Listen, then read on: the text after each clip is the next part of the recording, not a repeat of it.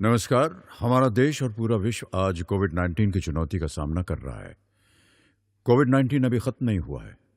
ऐसे में हमारा फर्ज है कि हम सतर्क रहें। इसलिए जब तक दवाई नहीं तब तक कोई ढिलाई नहीं। कोरोना से बचाव के लिए जरूरी है नियमित रूप से हाथ धोना, मास्क पहनना और आपस में उचित दूरी बनाए रखना। याद रखिए, 2 गज दूरी, मास्क है जरूरी। खांसी, बुखार या सांस लेने में कठिनाई होने पर हेल्पलाइन नंबर 1075 पर संपर्क करें। नमस्कार बच्चों, कैसे हैं आप? चलिए मैं अपना इंट्रोडक्शन दे दूं। मैं हूं डॉक्टर अमिता शर्मा, जो कि शासकीय उच्चतर माध्यमिक विद्यालय लक्ष्मी मंडी में व्याख्याता के पद पर पदस्थ हूं। आइए बच्चों, अब पढ़ाई के लिए तैयार हो जाइए। आज हम जीव विज्ञान के अध्याय 3 में मानव जनन के बारे में पढ़ेंगे। नमस्कार बच्चों, चलिए अब हम आ गए आज फिर से मानव जनन भाग 2 के बारे में अध्ययन करने के लिए। इसके पहले में आप मानव जनन भाग 1 में हम पढ़ चुके हैं कि जनन की क्या क्रिया, जनन किसे कहते हैं और जनन में कौन कौन से अंग भाग लेते हैं। तो यहाँ पर एक बार हम फिर से देख लेंगे कि लैंगिक जनन की जो प्रक्रिया होती है वो नर और मादा दोनों में होती है। तो नर जनन अंग में नर जनन कोशिकाओं का निर्माण होता है। ये शुक्राणुओं का निर्माण करते हैं या नर युग्मक बनता है और नर युग्मक जो है वो निषेचन की क्रिया में फिर भाग लेने के चला जाता है। इसके अलावा नर जनन अंग में मुख्य जनन अंग होते हैं हमारे वृषण, शुक्राशय, मूत्रमार्ग, शिशन। और इसमें चूंकि वृषण में जो है मेल में पाया जाता है, इसलिए मेल हार्मोन जिसको हम कहते हैं टेस्टोस्टेरोन का स्रावण होता है। अब हमने पिछली कक्षा में मादा जनन अंग, नर जनन अंग के बारे में अध्ययन किया था। आज हम मादा जनन अंग के बारे में अध्ययन करेंगे कि मादाओं में कौन से जनन अंग पाए जाते हैं, कौन से अंग में अंडाणु का निर्माण होता है और कौन से अंग उसको सहायता करते हैं उस कार्य अंडाणु के निर्माण में। तो प्राथमिक जनन अंग अर्थात वह अंग जो कि अंडाणुओं का निर्माण करता है उसको हम प्राथमिक जनन अंग, और यहाँ पर मादाओं में प्राथमिक अंग होता है ओवरी। इसके दूसरे अंग होते हैं जिसको हम द्वितीयक या सहायक अंग कहते हैं, जिनको हम एसेसरी या सेकेंडरी सेक्स ऑर्गन्स कहते हैं। ये होते हैं आपके गर्भाशय, एक जोड़ी अंडवाहिनी, एक जोड़ी गर्भाशय ग्रीवा, एक योनि, बाह्य जनेंद्रियां और एक जोड़ी स्तन ग्रंथियां पाई जाती हैं।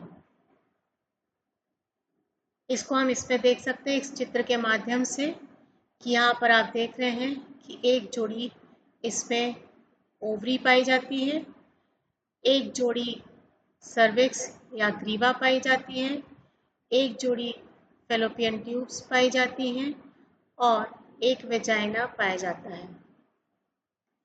इस चित्र में ही आप देख रहे हैं कि ये सारी चीजें एक दूसरे से जुड़ी हुई होती हैं और ये ओवरी जिसको हम कह रहे हैं यहीं पर अंडाणु का निर्माण होता है। तो यह प्रक्रिया कैसे होती है, अंडाणु का निर्माण यहाँ पर कैसे होता है और यह जो अंडाणु बन जाता है तो यह कैसे अंडाणु बन निषेचन की क्रिया में भाग लेता है और निषेचित होकर कहाँ पर रोपित होता है, इसके बारे में हम अध्ययन करेंगे। इसके पहले वाली स्लाइड में मैंने आपको बताया था कि ये देखिए कि इसमें ये फेलोपियन ट्यूब्स बहुत लंबी ट्यूब्स होती हैं। तो ये फेलोपियन ट्यूब्स जो होती हैं ये 4 भागों में डिवाइड रहती है। इसके 4 भाग होते हैं। वे कौन कौन से होते हैं ये देखिएगा। यहाँ पर आप देख रहे हैं कि एक झालर के समान एक संरचना हमें दिखाई दे रही है। इसको हिंदी में हम झालर ही कहते हैं और इंग्लिश में हम इसको कहते हैं फिम्ब्री। इसके बाद का हिस्सा थोड़ा सा कीप के आकार का हमें दिखाई दे रहा है, जिसको हम हिंदी में कीपक भी कहते हैं या इंग्लिश में हम इसको इनफंडिब्यूलम भी कहते हैं। इसके बाद वाला हिस्सा आप देख रहे हैं थोड़ा सा फूला हुआ भाग होता है। इसको हम हिंदी में तुम्बिका या इंग्लिश में हम एम्प्यूला कहते हैं। इसके बाद वाला हिस्सा जो कि गर्भाशय से जुड़ा हुआ हिस्सा होता है, उस हिस्से को हम कहते हैं इस्थमस। ये भाग बहुत इंपॉर्टेंट है, ये फेलोपियन ट्यूब का ये चारों भाग इंपॉर्टेंट है। इसके ये चारों नाम आप बहुत ध्यान से याद कर लीजिएगा, क्योंकि ये कई बार प्रश्न पूछा जाता है एग्जाम में कि निषेचन की क्रिया कहाँ पर संपन्न होती है, या प्रश्न में ये भी पूछा जा सकता है कि शुक्राणु अंडाणु से कहाँ पर मिलता है। तो आपको इसका उत्तर देना पड़ेगा कि शुक्राणु अंडाणु से यहाँ पर एक जंक्शन बनता है जिसको हम कहते हैं एम्पुलरी इस्थमस जंक्शन। बहुत ध्यान से इस बात को बहुत ध्यान रखिएगा बच्चों कि निषेचन की क्रिया में जो शुक्राणु और अंडाणु का जो मिलन होता है वो कहाँ पर होता है, कहाँ मिलता है, एम्पुला इस्थमस जंक्शन पे जाके ये मिलता है और यहीं पर वो निषेचन की क्रिया करता है।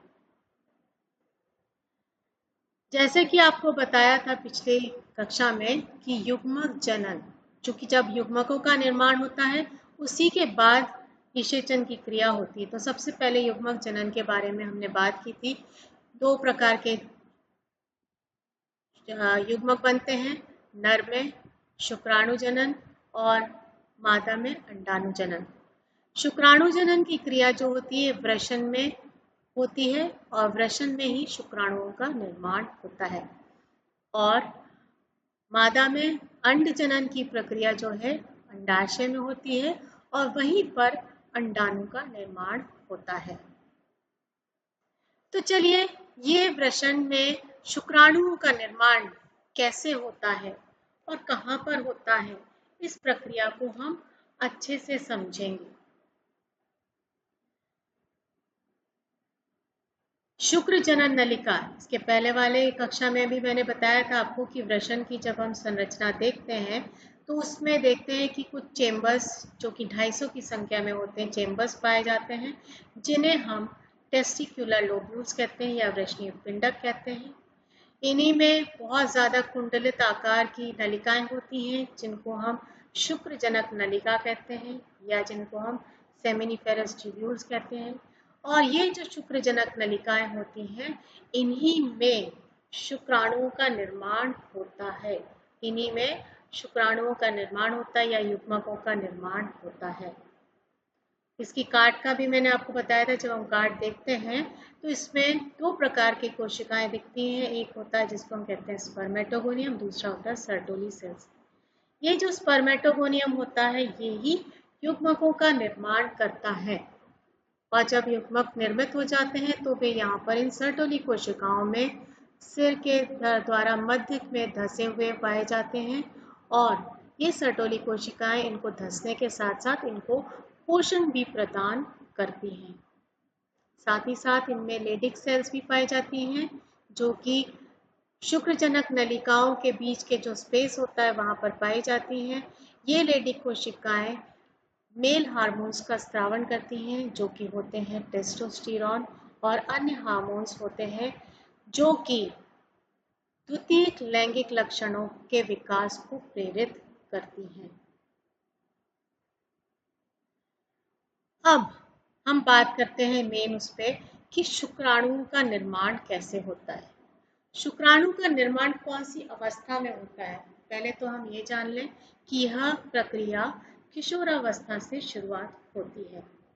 किशोरावस्था में मैंने आपको बताया था कि किशोरावस्था में परिपक्वन हो जाता है, 13 से 14 वर्ष की उम्र में परिपक्वन हो जाता है, और परिपक्वन होने के साथ साथ वहाँ पर जब हार्मोन्स का स्रावन शुरू हो जाता है तो ये क्रिया प्रारंभ हो जाती है।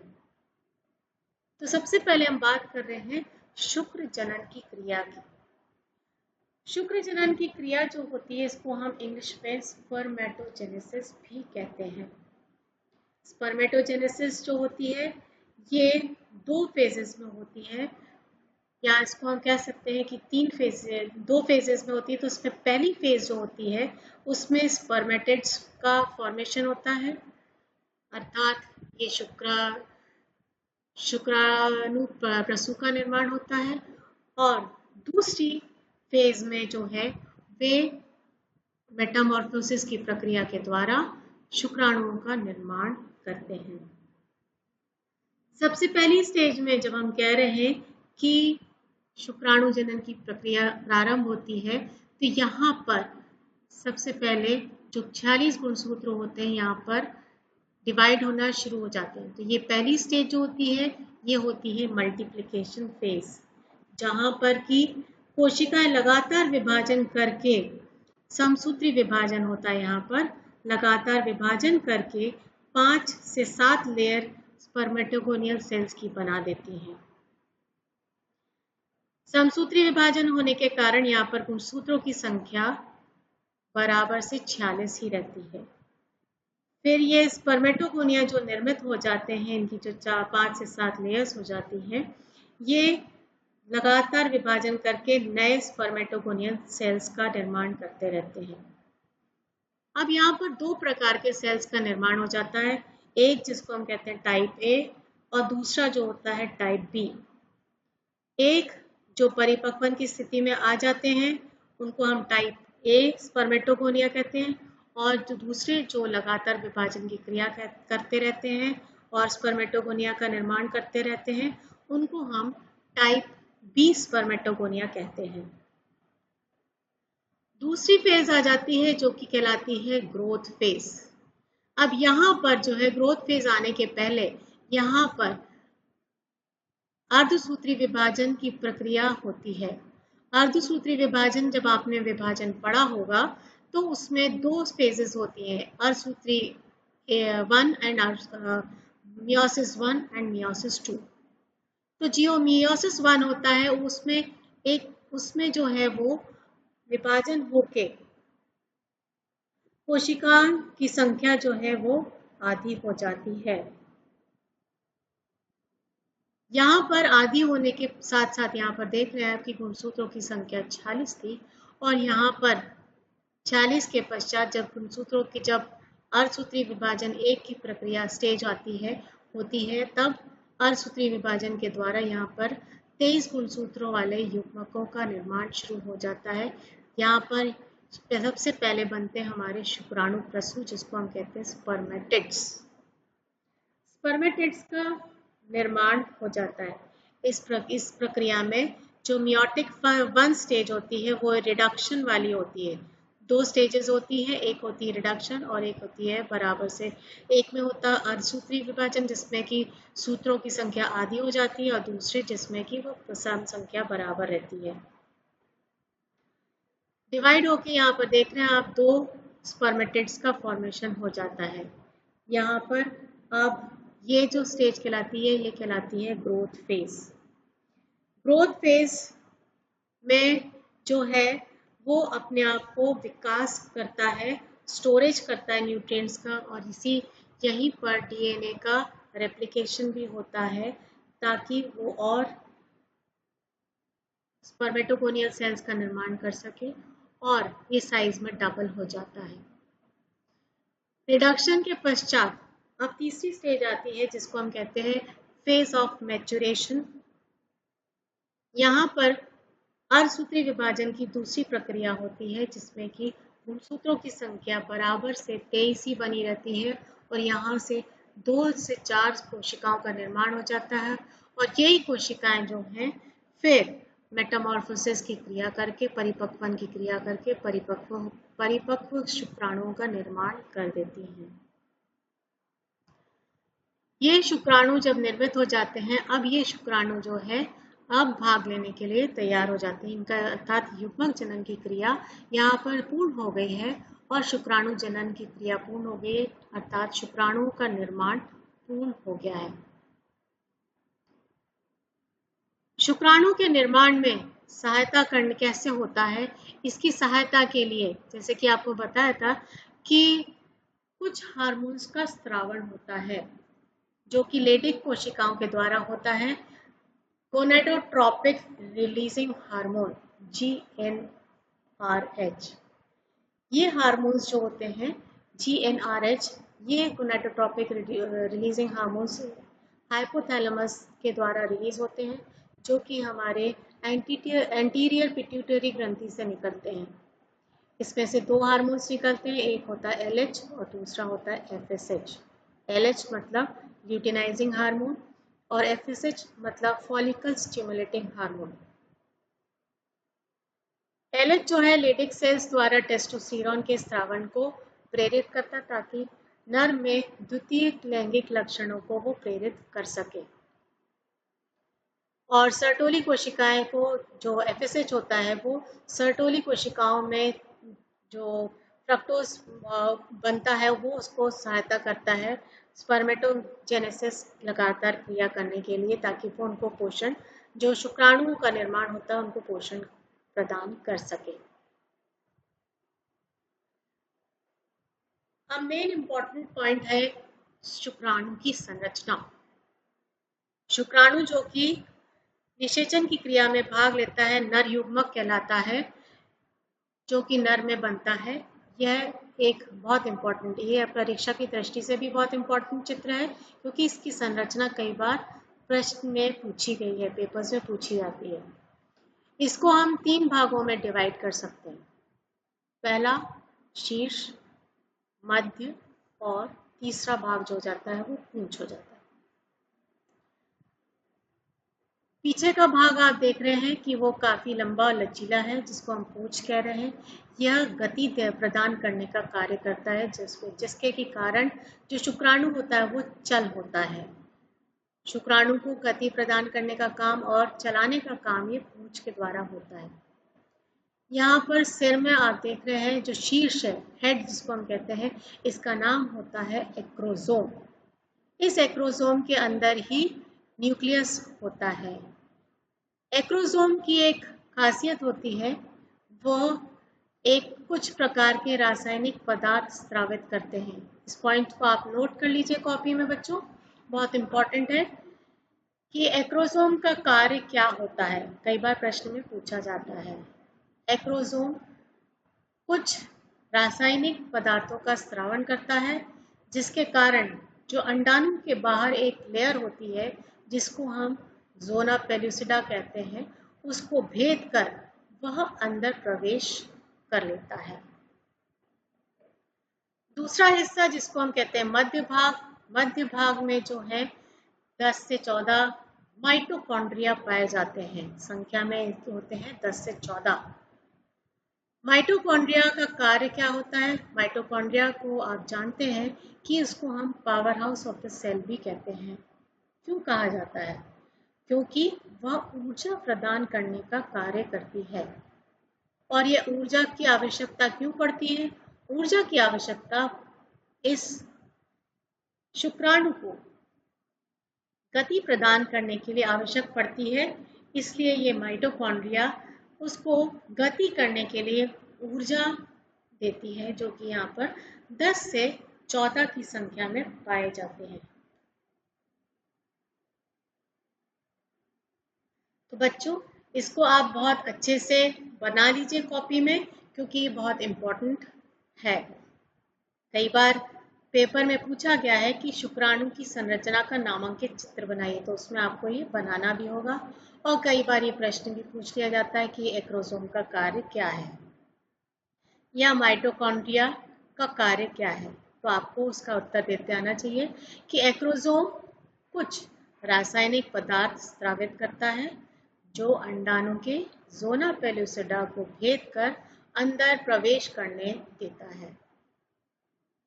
मध्य भाग में मैंने बताया था कि माइटोकॉन्ड्रिया पाया जाता है, जिसकी संख्या होती 10 से 14, और वह पूंछ को गति करने के लिए आवश्यक ऊर्जा प्रदान करता है। तो बच्चों, आज हमने जाना कि युग्मक जनन की क्रिया कैसे होती है। यहाँ पर आप देखेंगे कि युग्मक जनन, यहाँ पर देखिए कि युग्मक जनन ये भी बहुत इंपॉर्टेंट है, क्योंकि इसका भी कई बार रेखा चित्र पूछ लिया जाता है कि शुक्राणु जनन की क्रिया कैसे होती है। तो उसको आपको रेखा चित्र के द्वारा समझाने में आना चाहिए कि कैसे समझाया जाए। तो इसको हम 3 स्टेजेस में डिवाइड करते हैं। मल्टीप्लिकेशन फेज, दूसरा आ जाता है ग्रोथ फेज और तीसरा आ जाता है मैच्योरेशन फेज। पहले फेज में गुणसूत्र की संख्या 46 रहती है, जहाँ पर वो लगातार विभाजित होती रहती हैं कोशिकाएं। उसके पश्चात जो है ग्रोथ फेज आता है, जहाँ पर वो साइज में बड़ी होकर डीएनए का रेप्लिकेशन करती है, न्यूट्रिएंट्स भी उसमें स्टोर करती है ताकि वो युग्मकों का निर्माण कर सके। और तीसरी स्टेज में मैच्योरेशन जब होता है तो शुक्राणुओं का पूर्ण तरह से निर्माण हो जाता है और निर्मित होने के पश्चात वो पूरी तरीके से परिपक्व होके निषेचन की क्रिया के लिए तैयार हो जाता है। तो आप देख रहे हैं कि यहाँ पर एक कोशिका से 4 शुक्राणुओं का निर्माण होता है। तो यह प्रक्रिया आपको बहुत अच्छे से समझ में आनी चाहिए ताकि आपको यदि प्रश्न पूछा जाए तो उसका आप उत्तर दे सकें। तो आज के इस अध्याय में हमने जाना कि युग्मक जनन कैसे होता है। युग्मक जनन में भी हमने नर युग्मक जनन के बारे में अर्थात शुक्राणु जनन के बारे में जाना कि वह कहाँ होता है, कैसे होता है और यह किन किन स्टेजेस में होता है। शुक्राणु जनन की व्याख्या भी की है हमने, शुक्राणु जनन को समझा है कि कैसे शुक्राणु जनन की क्रिया जो है वो शुक्र जनन नलिका में पूर्ण होती है। शुक्र जनन नलिका जो उसको कार्य करके शुक्राणुओं का निर्माण करके फिर वह वासिप्रेंशिया के द्वारा रीड टेस्टिस से लेके वो यूरेथ्रा में पहुंचा दिया जाता है। अंड जनन क्या होता है, अंड जनन की हमें व्याख्या करनी है। और शुक्राणु जनन की संरचना, शुक्राणु की संरचना बहुत इंपॉर्टेंट है। मैंने आपको पहले भी बताया कि ये बहुत इंपॉर्टेंट है और ये कई बार प्रश्न पत्र में पूछा भी जाता है कि शुक्राणु की संरचना कैसी होती है, उसका नामांकित चित्र आप बना दीजिए। और साथ ही साथ कौन से हार्मोन्स जो होते हैं वो लैंगिक लक्षणों को प्रेरित करते हैं। तो बच्चों आज हमने ये सारी चीज़ों को जाना और समझा। अब इसी से संबंधित मैंने आपके लिए कुछ प्रश्न रखे हैं जिन प्रश्नों का आपको उत्तर देना है।